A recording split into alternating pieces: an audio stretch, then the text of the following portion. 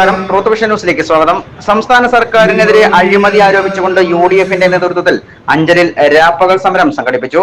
KPCC general secretary MM Naseer രാപ്പകൽ സമരം ഉദ്ഘാടനം ചെയ്തു. ജനദ്രോഹമല്ലാതെ യാതൊരു വികസന പ്രവർത്തനവും അഞ്ചൽ ഗ്രാമപഞ്ചായത്തിൽ നടക്കുന്നില്ലെന്ന് സമരത്തിൽ പങ്കെടുത്ത UDF നേതാക്കൾ ആരോപിച്ചു.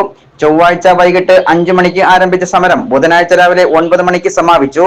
അഡ്വക്കേറ്റ് സൈമൺ അലക്സ് സമാപന സമ്മേളനം ഉദ്ഘാടനം ചെയ്തു. മോഹനൻ, അഗസ്ത്യക്കോടി രാധാകൃഷ്ണൻ, അഞ്ചൽ ബദറുദ്ദീൻ, അഡ്വക്കേറ്റ് സജീവ് എന്നിവർ സമരത്തിന് നേതൃത്വം നൽകി. Truth vision news, Anchal. കേരളത്തിലെ 1200 വരുന്ന തദ്ദേശ സ്വയംഭരണ സ്ഥാപനങ്ങൾക്ക് മുന്നിൽ ഐക്യജനാധിപത്യ മുന്നണിയുടെ സംസ്ഥാന കമ്മിറ്റിയുടെ തീരുമാനപ്രകാരം ഇത്തരത്തിലുള്ള രാപ്പകൽ സമരങ്ങൾ നടന്നു വരികയും നമുക്കറിയാം, കഴിഞ്ഞ 9 വർഷക്കാലമായി ഈ സംസ്ഥാനം ഭരിക്കുന്നത് ഇടതുപക്ഷ ജനാധിപത്യ മുന്നണിയുടെ ഗവൺമെന്റ്.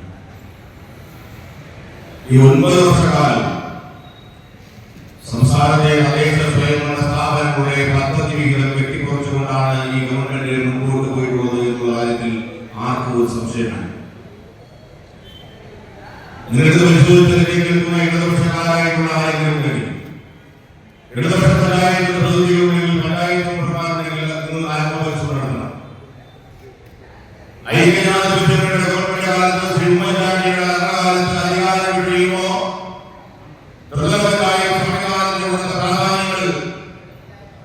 ഇന്ന് ഇടതുപക്ഷ ജനാധിപത്യം വേണ്ടി കൊടുക്കുന്നുണ്ടോ എന്ന് ആത്മപരിശോധനയ്ക്കുള്ള സമയമായിട്ടാണ് ഈ ആത്മപരിശോധന കാണുന്നത്.